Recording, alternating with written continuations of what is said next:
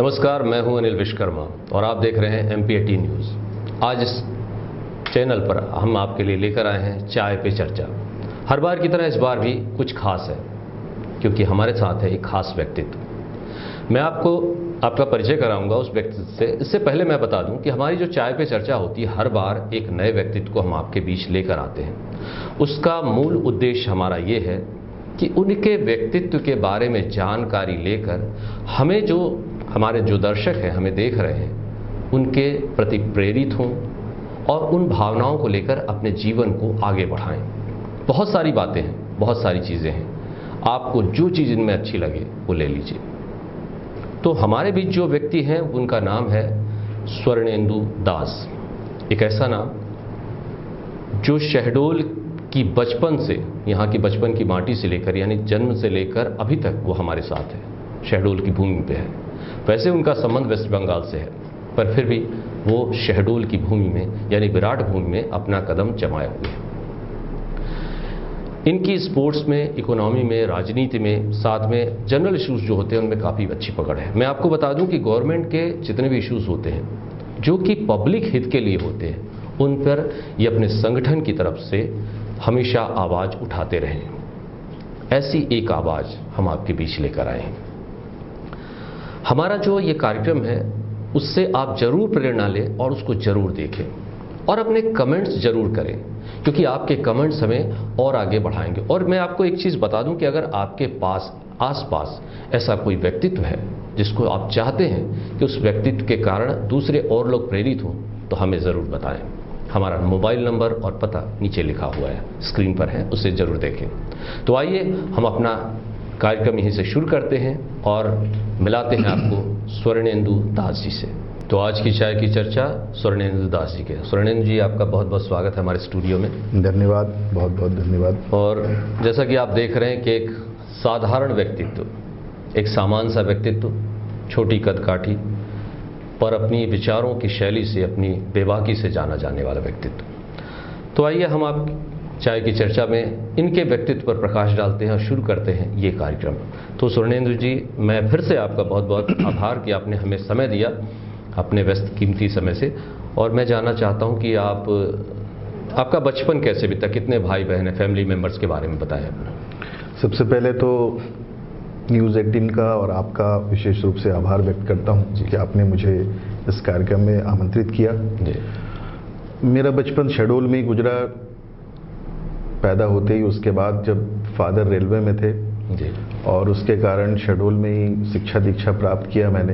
हमारे घर में 3 भाई और एक बहन, हम लोग 4 भाई बहन एक साथ बड़े हुए। जी। और रेलवे कॉलोनी और स्कूल और स्पोर्ट्स का प्लेग्राउंड, यही मेरा बचपन रहा है। यानी आप जैसा मैंने कहा कि स्पोर्ट्स और इनमें भी काफ़ी रुचि रही आपको। जी जी।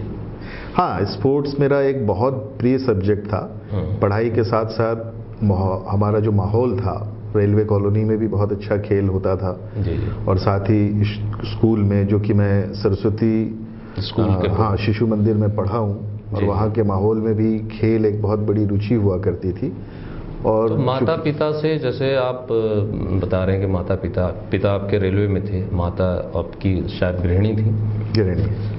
तो उनसे जो प्रेरणा मिली उसके बारे में बताएं। मतलब क्या लगा आपको अपने माता पिता को, अगर आज आप फिर से याद करें तो क्या लगता है उस समय के बारे में? मेरी माता जी तो घरेलू हैं, लेकिन बहुत सोशल रही हैं वो। जी जी। और मेरे फादर जो थे, ड्यूटी और उनको खाने का बहुत शौक हुआ करता था। अच्छा। लेकिन एक खास बात उनमें ये थी कि वो ब्रिज खेला करते थे। आज बहुत सारे लोग ताश को एक गलत नजरिए से देखते हैं। उस समय उसको दूसरे ढंग से किया। हाँ, लेकिन ब्रिज जो है इंटरनेशनल गेम है। और मेरे पिताजी जो है रेलवे की ओर से और अदर देन रेलवे भी वो नेशनल खेले हुए थे। तो और साथ ही साथ चूंकि मैं वेस्ट बंगाल से था, तो जब भी हम वहाँ जाते थे तो फुटबॉल से बहुत रुचि हुआ करता था। और मेरा प्रिय खेल फुटबॉल था। लेकिन शहडोल में फुटबॉल बहुत कम खेलते थे, तो क्रिकेट ज़्यादा खेलते थे। तो क्रिकेट भी बहुत खेले हम। और क्रिकेट में कॉलेज के समय में हम यूनिवर्सिटी खेले। फुटबॉल में हमने स्टेट खेला, और कॉलेज में भी हमने यूनिवर्सिटी खेला। इंटर यूनिवर्सिटी के लिए क्रिकेट में सिलेक्शन हुआ था, लेकिन उस साल टीम गई नहीं। तो क्रिकेट और फुटबॉल, बैडमिंटन, कैरम क्योंकि रेलवे कॉलोनी में एक इंस्टीट्यूट हुआ करता था, वहाँ ये स्थिति थी कि लाइन लगा के कैरम खेलना पड़ता था। तो जब आप सरस्वती स्कूल में पढ़ रहे थे तो कोई ऐसा यादगार पल, कुछ ऐसा आपको याद है कि सरस्वती स्कूल तो यही था? पहले आप सरस्वती स्कूल कहाँ पर लगता था जब आप पढ़ते? सरस्वती स्कूल सबसे पहले ये जेल बिल्डिंग के सामने एक छोटा सा विद्यालय था, वहाँ क्लास 5th तक वहीं लगता था। फिर पांडवनगर में नई बिल्डिंग बनी, 6 से हम लोग वहाँ पढ़ने गए। इनफैक्ट 5th से ही हम लोग वहाँ शिफ्ट हो गए थे, तो वहाँ पे ही हम लोग की शिक्षा दीक्षा हुई। स्कूल बहुत अच्छा था, और पहले तो मुझे जो जानकारी मिली कि बाई चांस जो है मैं सरस्वती स्कूल में भर्ती हुआ। क्योंकि 4 भाई बहनों में मैं सबसे छोटा था, तो माता पिता की ख्वाहिश थी कि इंग्लिश मीडियम में मुझे भर्ती कराया जाए। लेकिन उन दिनों की बात है 1976 में, जो बाद में मुझे पिताजी ने बताया कि उस समय कॉन्वेंट स्कूल में कुछ डोनेशन की मांग की गई थी। जी। तो वो बहुत सिद्धांतवादी थे और डोनेशन के खिलाफ देना चाह रहे थे, तो इसलिए उन्होंने सरस्वती में भर्ती कराया। और मैं बहुत गौरवान्वित हूँ कि सरस्वती शिशु मंदिर में पढ़ा, वहाँ मेरी शिक्षा दीक्षा हुई और एक अनुशासन के साथ जो है वहाँ पढ़ाई हुई। सरस्वती स्कूल की खास बात ये थी उस समय, एक तो को एडुकेशन, और को एडुकेशन में जो भावनाएं थी, एक महिलाओं के प्रति हम लोग वहाँ भैया बहन बोलते थे, और वो भावना हम लोग ने लास्ट तक जो है फॉलो किया। और टीचर्स जो थे बहुत शिक्षित और सुसंस्कृत थे, और साथ ही साथ अनुशासन के मामले में जो है बहुत। कोई ऐसे दोस्त जो अभी भी आपके साथ हो उसी समय के? बिल्कुल बिल्कुल, मेरे कई दोस्त बहुत अच्छे दोस्त हैं, और आज भी हम लोग कांटेक्ट में हैं। और इनफैक्ट फेसबुक और व्हाट्सएप ने तो ऐसा माध्यम दिया है जिसके माध्यम से हम लोग जुड़े हुए हैं। जी जी। कुछ अमेरिका में है, कुछ इंग्लैंड में है, कुछ सिंगापुर में, कुछ इंडिया में, कुछ शेडोल में है। हालांकि बहुत कम मुलाकात हो पाती है क्योंकि कार्य की व्यस्तता के कारण, लेकिन जब मिलते हैं तो स्कूल के दिनों की याद करके बहुत एंजॉय करते हैं हम लोग। तो कॉलेज भी आपका यहीं हुआ? शेडोल में ही हुआ, शंभुनाथ कॉलेज में मैंने शिक्षा ग्रहण की। मैं साइंस से स्नातक हूँ। और स्कूल में चूंकि हम लोग स्पोर्ट्स से भी बहुत अच्छे वो थे, और पता नहीं एक जैसे बचपन से ही मुझे सेनापति बनाया गया, फिर सचिव, क्लास मॉनिटर, तो मुझ में ये देखा जाता था कि लीडिंग क्वालिटी है। और इनफैक्ट जब 12th में था तो मैं उस दिन स्कूल भी नहीं गया था, और मुझे पता चला कि मुझे विद्यालय का अध्यक्ष बना दिया गया। तो लेकिन हमेशा जो है मैंने, यानी बचपन से ही आपके मन में किसी विषय को लेकर बोलने की जो जिज्ञासा थी वो बनी रही? बिल्कुल। और इनफैक्ट ये कहें कि इसका जो श्रेय है वो सरस्वती शिशु मंदिर को ही जाता है, क्योंकि वहाँ पे हर शनिवार को एक बाल भारती हुआ करता था, और उस बाल भारती में उस सप्ताह के जो सब्जेक्ट हुआ करते थे उस पे या महापुरुषों की जीवनी या उस पे जो है चर्चा होती थी, अपना वक्तव्य रखना पड़ता था, डिबेट होता था। तो वहीं से बोलने और जो मतलब जानकारी इकट्ठा करने की जो है एक ललक बढ़ती गई। बिल्कुल बिल्कुल। तो कॉलेज के बाद आप ये बताइए कि पहले आपकी शादी हो गई या फिर आप जॉब में आए? नहीं, कॉलेज इनफैक्ट मैं कर ही रहा था उस समय। शेडोल में LIC का डिविजनल ऑफिस नया नया खुला था। जी जी। और ये बात कब की है लगभग? ये 1992 की बात बता रहा हूँ। तो उस समय कुछ वैकेंसीज निकले, तो ऐसे ही सब दोस्त भर रहे थे उसमें, मैंने भी भर दिया। और उस समय 12th के बेसिस पे, 12th फर्स्ट क्लास होता था तो भर सकते थे। अभी ग्रेजुएशन चाहिए रहता है, तो उसके बेसिस पे असिस्टेंट का वैकेंसी निकला, हमने भर दिया। पता चला कि रिटर्न में निकल गए, फिर इंटरव्यू हुआ, उसमें भी निकल, और जो है उसके बाद सिलेक्शन हो गया।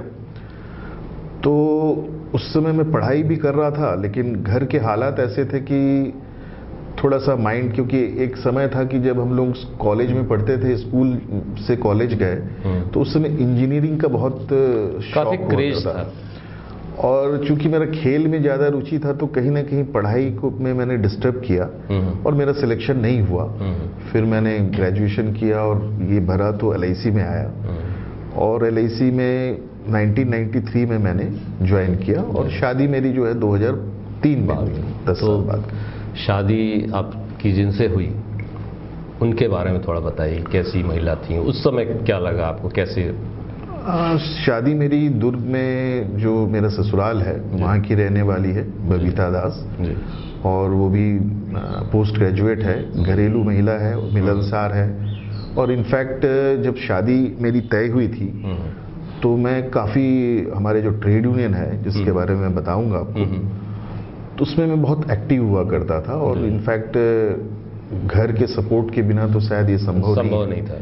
तो मैंने उनको मेंटली प्रिपेयर्ड किया था कि मेरे लिए बहुत इम्पोर्टेंट है, तो थोड़ा सा सैक्रिफाइस करना पड़ेगा, और वो मेंटली प्रिपेयर्ड थी। और आपको उन्होंने पूरी तरह सहयोग दिया। और क्योंकि बहुत ज़रूरी है कि हमारा जो परिवार है, जब हम घर से बाहर निकलते हैं किसी काम के लिए, तो हमारा जो परिवार है पहला वो सुरक्षित हो और संतुष्ट हो। बिल्कुल। तब तो हम बाहर निकलें और अपने काम को अंजाम दें। बिल्कुल। चलिए, तो वर्तमान में जो आप जॉब कर रहे हैं, इस समय हैं LIC में, उसमें दो बड़ी चीज़ें आती हैं कि आप कई सारे यूनियन के लिए अलग अलग तरीके से और कुछ एक सिंगल यूनियन के लिए काम कर रहे हैं। LIC के संगठित क्षेत्र और LIC के क्षेत्रों में आप काम कर रहे हैं। तो मैं सबसे पहले आपसे ये जानना चाहूँगा कि ये जो ट्रेड यूनियन शब्द है, ये है क्या और आप उससे कैसे जुड़े? देखिए, जब मैं LIC ज्वाइन किया था तो हम लोग रेलवे कॉलोनी में बड़े हुए, तो हम देखते थे कि मई दिवस बहुत जोर शोर से मनाते थे। तब हमें मालूम नहीं था कि मई दिवस की प्रासंगिकता क्या है। जी। फिर जब हमने LIC ज्वाइन किया तो LIC में ज्वाइन करने के बाद हर किसी को अपना कैरियर दिखता है, लगता है कि ज्वाइन किए फिर ऐसा ऑफिसर बनेंगे, ब्रांच मैनेजर बनेंगे, ऐसा। और जब LIC ज्वाइन किए तो हम ब्रांच ऑफिस शेड्यूल में ज्वाइन किए, तो कुछ यूनियन एक्टिविटीज़ हुआ करती थी। हम लोग गए तो स्वागत हुआ, फिर वहाँ इकाई सचिव ने हमको जो है सब जानकारियाँ दी। जी। और एक पत्रिका हम लोग की all India insurance employees association, हमारा अखिल भारतीय संगठन है, जी। उसका एक पत्रिका निकलता था, इंश्योरेंस वर्कर, इंग्लिश में होता था, है अभी भी। जी। तो उसको पढ़ के मुझे बहुत प्रेरणा मिली। जी। क्योंकि आज जो समाज में ट्रेड यूनियन की जो भूमिका है वो बहुत इम्पोर्टेंट है, लेकिन उसको उस तरह की मान्यता नहीं है, लोग उसको गलत नजरिए से देखते हैं। पर आप जैसे आप ट्रेड यूनियन को किस नज़र से देख रहे हैं? ट्रेड यूनियन एक बहुत इम्पोर्टेंट है, और जहाँ तक हमने LIC में ज्वाइन करने के बाद इस all India insurance employees association के मतलब झंडे तले जब हम लोग काम करना सीखे, जी। तो मैं एक इम्पॉर्टेंट चीज़ बता दूं कि हमारे इंश्योरेंस सेक्टर में जो ये संगठन है, आप जनरली सुनेंगे कि कोई भी संस्था या इंस्टीट्यूशन बनता है उसके बाद वहाँ ट्रेड यूनियन बनता है। जी। लेकिन इंश्योरेंस सेक्टर एक ऐसा सेक्टर है पूरे वर्ल्ड में जहाँ पे पहले ट्रेड यूनियन बना, उसके बाद लाइफ इंश्योरेंस कॉर्पोरेशन बना। मतलब 1951 में all India insurance employees association का गठन हुआ था, और 1956 में लाइफ इंश्योरेंस कॉर्पोरेशन का नेशनलाइजेशन हुआ था। जी। और 5 साल हम लोग लगातार संघर्ष किए थे उस समय के जो हमारे लीडर्स थे, कि जो प्राइवेट कंपनियां थी उनको, उनसे जो बचत का पैसा लूट होता था वो देश के हित में नहीं लगता था, लोगों के हित में नहीं यूज होता था, तो नेशनलाइज करना बहुत जरूरी है, इसके लिए संघर्ष किए। एक वर्ड आ रहा है इसमें बार बार, संगठित और असंगठित क्षेत्र, तो जरा इसके बारे में थोड़ा सा बताना चाहेंगे कि है क्या ये? बिल्कुल। देखिए, देश में जो भी काम करता है, रोजगार करता है, वो एक मजदूर है। जी। है ना? नहीं, रोजगार करता हो किसी तरह कर रहा हो, किसी तरह का कर रहा हो, वो मजदूर है। जी। लेकिन जैसे गवर्नमेंट सेक्टर हो गया, पब्लिक सेक्टर है, स्टेट गवर्नमेंट है, जो सरकारी क्षेत्र में काम करते हैं उन, और जो बड़े बड़े कंपनियों में काम करते हैं, वो ऑर्गेनाइज सेक्टर में लोग कहलाते हैं, है ना? और जैसे दिहाड़ी मजदूर काम करते हैं, किसान है, या डेली वेज में जो काम करते हैं, या रिक्शा चालक, ठेला लगा दे, सब वही सब, वो सब जो है वो असंगठित क्षेत्र में आते हैं। और आपको मैं बता दूं कि पूरे देश में करीब करीब 40 करोड़ लेबर हैं, और उसमें 93% मतलब करीब करीब 36 करोड़ लोग जो है अनऑर्गेनाइज सेक्टर में काम करते हैं। ये बहुत बड़ा आंकड़ा है। तो और करीब करीब जो है 7% जो है ऑर्गेनाइज सेक्टर में काम करते हैं। और अनऑर्गेनाइज सेक्टर और ऑर्गेनाइज सेक्टर का ये डेफिनेशन इसलिए इम्पोर्टेंट है क्योंकि अनऑर्गेनाइज सेक्टर के लोग बहुत पढ़े लिखे नहीं होते, उनको मालूम नहीं है कि उनके अधिकार क्या हैं, उनको क्या मिलना चाहिए, फंडामेंटल राइट्स क्या है, उनको सोशल सिक्योरिटीज़ में क्या क्या गवर्नमेंट के जो स्कीम्स है उसका फ़ायदा है मिलना चाहिए, प्रोविडेंट फंड या दूसरे ESIC के स्कीम से क्या लाभ है, ये सब नहीं मालूम रहते हैं। तो हम लोग जब LIC में जुड़े तो हमने एक देखा कि हमारा जो ट्रेड यूनियन है, ये ट्रेड यूनियन एक डिफरेंट टाइप का ट्रेड यूनियन है। ये केवल बीमा क्षेत्र में बीमा कर्मचारियों के हित के लिए काम नहीं करता। ये ट्रेड यूनियन ऐसा है जिसकी प्रतिबद्धता लाइफ इंश्योरेंस कॉरपोरेशन को नेशनलाइज करने से लेकर उसके ग्रोथ के लिए लगातार संघर्ष करती रही, सीट पे लेके काम करते हुए पॉलिसी धारक का विश्वास हासिल करती रही।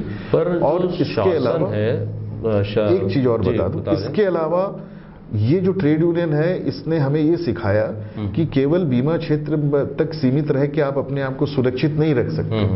आपको अपने आसपास के public sector, financial sector, unorganised sector, जो लोग आपके किसान, मजदूर, महिला, जो भी पीड़ित है, वंचित है, शोषित हैं, उनके साथ अपने आंदोलन को जब आप नहीं जोड़ेंगे, उनके साथ आप अपने आप को नहीं जोड़ेंगे, तब आप एक्चुअल ट्रेड यूनियनिस्ट नहीं है। जी। है ना, ये सबसे बड़ी बात है जो हमने सीखा है इस all India insurance employees association. पर जैसे शासन तो कह रहा है, शासन प्रशासन जितना भी, सेंट्रल गवर्नमेंट भी कह रहा है कि जितनी भी हमारी योजनाएं होती है उसमें 90% योजनाएं इन असंगठित क्षेत्रों के लिए होती है। और वो ये दावा भी करती है कि हम जितना पैसा रिलीज कर, लाखों करोड़ों रुपया रिलीज होता है और सीधा उनके तक जाता है और उनकी स्थिति सुधर रही है। इस पर आपका यूनियन क्या कहता है? देखिए, आंकड़े के तौर पे यदि कहें तो आंकड़े तो बहुत कुछ बोलते हैं। और आज जिस तरह की, I am very sorry to say, कि मीडिया का भी जो रोल है, खासकर कुछ मीडिया पर्सन्स जो है वो अपने चैनल के उत्थान के लिए ये सब सरकारी स्कीम्स को जो है बढ़ा चढ़ा के बोलते हैं। लेकिन आप जब, वही हम कह रहे हैं कि जब ट्रेड यूनियन असंगठित क्षेत्र के लोगों के साथ जुड़ते हैं, उनके पास जाते हैं, जैसे आप आंगनवाड़ी कार्यकर्ताओं के पास जाइए, या दिहाड़ी मजदूर के पास, या किसानों के पास, या हमारे जो रोजगार करने वाले लोग हैं, डेली कमाने वाले लोग हैं, उनके पास अब जब जाएंगे और अब बताएंगे कि सरकारी ये योजनाएं लागू की हैं, क्या आप तक ये पहुंचा, तो उसमें से बहुतायत लोग ये कहते हैं कि इसका लाभ हमें नहीं मिला। बिल्कुल, ये बात तो सही है। और एक बात और उठी थी कि जब मनमोहन सिंह सरकार थी उस समय 6th पे कमीशन आया था, आपको याद होगा। तो जो लोगों की सैलरी थी अचानक जंप कर गई। बिल्कुल। और जो अंतिम छोर पर बैठा व्यक्ति है उससे काफी डिफरेंस आ गया। बिल्कुल। ये मतलब इसके बारे में देखिए, ये एक देश की एक विडंबना है हमारे देश में जो आर्थिक असमानता है। और ये केवल हमारे देश की बात नहीं है, पूरे विश्व में जो है आर्थिक असमानता बढ़ रही है। जो लिबरलाइजेशन की पॉलिसीज हिंदुस्तान में 1991 से लागू हुआ, उसके बाद आप देखेंगे कि प्राइवेटाइजेशन, ग्लोबलाइजेशन के माध्यम से देश में जो आर्थिक असमानता वो लगातार बढ़ती गई। और इनफैक्ट 6th पे कमीशन की बात नहीं है। 6th पे कमीशन तो ये है कि जो भी सर्विस सेक्टर के लोग हैं या गवर्नमेंट सेक्टर में है, उनको उनके सेक्टर के जो ग्रोथ है उसका हिस्सा मिलता है। गवर्नमेंट कुछ सपोर्ट करती है, जैसे लाइफ इंश्योरेंस कॉर्पोरेशन में सरकार कोई सपोर्ट नहीं करती। हम अपने ग्रोथ से ही पॉलिसी धारक के हित, उनको लाभांश, फंड जो है LIC सरकार को देती है। और उसके अलावा आज जो स्थिति है कि ये जो आर्थिक असमानता इतनी बढ़ गई कि आज एक दिहाड़ी मजदूर की जो कॉस्ट है, उसको जो लेबर मिलता है, लेबर चार्ज 178 रुपए मिलता है। और वहीं देश में जो एक उद्योगपति है ना, अडानी, उसको वो 1 घंटे में 69 करोड़ रुपए कमाता है ना। वही अंबानी जो 90 करोड़ रुपए कमाते हैं 1 घंटे में, किसी का 442 करोड़ रुपए। तो इनके बीच का जो खाई है बहुत ज्यादा है। और वो केवल पब्लिक सेक्टर या सर्विस सेक्टर के लोगों के कारण नहीं है, ये कॉरपोरेट्स हैं जो देश के मतलब लाभ को जो है अपने पास संचित कर रहे हैं। और इससे जो है लोअर लेवल के लोगों को उसका लाभ सरकार, लेकिन जैसे LIC हो या कुछ भी हो, उसमें निजीकरण का मुद्दा भी बहुत, जैसे अभी रेलवे के लिए बात चल रही थी, अब बैंक के निजीकरण की बात चल रही है। तो निजीकरण का जो विरोध चल रहा है वो क्यों चल रहा है और सरकार क्यों चाहती है कि निजीकरण करें? देखिए, इसको समझने के लिए मैं ये बता दूं कि जैसे हम फाइनेंशियल सेक्टर में हैं और आपको हमने बताया कि 1951 से हमारा आंदोलन चला कि जो उस समय 245 प्राइवेट कंपनियां थी इंश्योरेंस सेक्टर में, उनको एक किया जाए और नेशनलाइज किया जाए, सरकार अपने हाथ में इसको ले। क्योंकि ये कंपनियां कोई भी उद्योगपति खोलता था और उसके लाभ को जो है लेके उसको घाटे में शो कर देता था और जनता के पैसे डूब जाते थे। तो प्राइवेट कंपनियां पहले जनता के पैसे को डुबा देती हैं उसके बाद। और हमारे बचत का पैसा क्या है, जो भी जैसे हम इंश्योरेंस सेक्टर में हैं, इसका उद्देश्य क्या है कि जो लघु बचत है, लोगों के छोटे छोटे बचत को हम इकट्ठे करते हैं, उसको सरकार को हम देते हैं कि आधारभूत ढांचे के विकास के लिए वो लॉन्ग टर्म में हम इन्वेस्ट करते हैं, उससे जो हमें इनकम होता है वो हम जनता को, देश को और पॉलिसी होल्डर्स को देने के बाद हम अपने कर्मचारियों को हिस्सा देते हैं। जैसे ये चर्चा बहुत महत्वपूर्ण की है आपने, आपसे जो बातें हुई है, और मुझे लगता है कि इस पर हमें आपका एक बार फिर से समय चाहिए होगा और कोशिश करेंगे कि हम एक बार फिर से आपसे रूबरू हों इस मामले में। हालांकि लेकिन मैं आपसे एक बात कहना चाह रहा हूँ कि जब आपने स्कूलिंग शिक्षा ख़त्म की और कॉलेज ख़त्म किया, उसके बाद आपने जैसे कहा कि 12th के मार्क्स के बाद एक जॉब का ऑफ़र आया, मतलब ऑफ़र नहीं आया, जॉब निकली और मैंने भरा और मैं पास हो गया और आज इस जगह पर हूँ। हमारा जो युवा वर्ग जो इस समय आपको देख रहा है, उनके लिए जैसे कि पेरेंट्स के पास एक है कि बच्चा बड़ा हुआ, 10th क्लास पास हुआ, उसको कोटा भेजिए, बी कराइए, नीट कराइए, मतलब उनके पास एक गिने चुने 3-4 ऑप्शन हैं। जबकि हमारा देश जो है या पूरा वर्ल्ड आपकी राह देख रहा है, तो उनके लिए क्या कहेंगे, कितनी नौकरियां हैं उनके पास? बिल्कुल, देखिए, देश विकास कर रहा है ये सरकार कह रही है, देश में शिक्षा जो है वो प्रसार हो रहा है ये सरकार कह रही है, लेकिन आज जो है युवा बेरोजगार जो है, हर साल आपको जानकारी होगी करीब 1.5 करोड़ से ज़्यादा शिक्षित बेरोजगार हमारे देश में निकलते हैं, लेकिन वैकेंसीज कितनी निकल रही, जहाँ पे जो सरकारी नौकरियां थी वो संकुचित होते जा रही हैं। सरकार ये दावा करती थी कि हर साल 2 करोड़ नौकरियां देगी, लेकिन वहाँ पे 1,35,000 लोगों को नौकरी मिल रही है, 1,70,000 लोगों को नौकरी मिल रही है। तो जो शिक्षित हो रहे हैं वो बेरोजगार भटक रहे हैं, क्योंकि हर साल उनका ग्राफ बढ़ता जा रहा है। और हम एक ट्रेड यूनियन होने के नाते जो मतलब हमारे युवा है ना, महिला है, नौजवान है, उनको एजुकेट करते हैं कि आप अपने अधिकारों के लिए लड़िए, क्योंकि शिक्षा का जितना प्रसार होगा, शिक्षित व्यक्ति ही अपने अधिकारों के बारे में समझ सकता है। वो जब तक पढ़ेगा नहीं, समझेगा नहीं कि हमारी फंडामेंटल राइट्स क्या है, और सरकार से ये सवाल नहीं करेगा कि महंगाई क्यों बढ़ रही है, रोजगार के अवसर क्यों नहीं है, महिलाएं क्यों असुरक्षित हैं, या देश में असमानता क्यों बढ़ रहा है, देश की जो सांप्रदायिकता सौहार्दपूर्ण वातावरण को क्यों प्रभावित किया जा रहा है, वो क्वेश्चन करेगा। तो आज सबसे बड़ी जरूरत यह है कि हमको पॉलिटिकली अवेयर होना पड़ेगा, राजनीतिक समझदारी जो है हमको बढ़ाना पड़ेगा। केवल कोटा जाने या पढ़ने से नहीं होगा, हमको ये समझना होगा कि देश में, दुनिया में क्या हो रहे हैं और उसका इम्पैक्ट हमारे ऊपर कैसा पड़ रहा है, ताकि ये युवा जो पढ़े लिखे हैं वो और भी लोगों को, अनऑर्गेनाइज सेक्टर के लोगों को, अशिक्षित लोगों को ये चीज़ बताए, समझाए कि हमारी जिम्मेदारी क्या है। आपके हिसाब से क्या है कि हमारे देश में रोजगार के अवसर हैं कि नहीं है? बिल्कुल हैं, रोजगार के अवसर हैं, इंडस्ट्रीज लगे, गवर्नमेंट सेक्टर में भी जॉब्स हैं, लेकिन सरकार की मंशा ये नहीं है कि जो जॉब्स हैं, वो जो वैकेंसीज है उसको भरी जाए। आप देख रहे होंगे कि कहीं वैकेंसी निकलती है तो वो कोर्ट के अधीन हो जाती है, कहीं वैकेंसी निकलती है तो वो जो है लटक जाती, कोई किसी, फिर बाद में वो एबॉलिश कर दी जाती है। तो स्थिति ये है कि आज करीब करीब ये अनुमान है कि गवर्नमेंट सेक्टर में ही आज सेंट्रल गवर्नमेंट में करीब करीब 4 लाख वैकेंसी खाली हैं, और यदि पब्लिक सेक्टर और इनको मिला दिया जाए तो बहुत ज़्यादा है, करीब लाखों करोड़ों में वैकेंसीज हैं। तो हमारा जो युवा है, मुझे लगता है आपकी जो बात है उसको मैं कंक्लूज करना चाहूँगा कि सबसे पहले आप पढ़िए, पढ़ने के बाद अपने अधिकारों को जानिए कि हमारे अधिकार क्या हैं, और अपने अधिकारों के प्रति सचेत होने के बाद आवाज़ उठाना सीखिए। मैंने गलत तो नहीं कहा? बिल्कुल। तो आप जैसे एक व्यक्तित्व को यहाँ पर देख रहे हैं, इन्होंने अपनी आवाज़ को बुलंद किया और एक नक्शे पर जो आदमी आता है वो दिखाई दिया, स्वर्णेंदु दास। इनका नाम आप कहीं भी, आप विकिपीडिया भी खोलेंगे तो आपको मिलेगा, और ट्रेड यूनियन जो इन्होंने बताया, मैं ये नहीं कह रहा हूँ कि आप उस यूनियन के साथ जाइए, पर उनके विचारों को जरूर पढ़िए और अपनी बात कहने का दम रखिए। चाहे आप युवा हों, चाहे बेरोजगार हों, चाहे महिला हों, चाहे गृहिणी हों, चाहे आप एक ऑफिस में काम कर रहे हों, हर जगह अगर आपकी आवाज़ को दबाया जा रहा है तो सबसे पहले पढ़िए, सीखिए और उस आवाज़ को बुलंद कीजिए।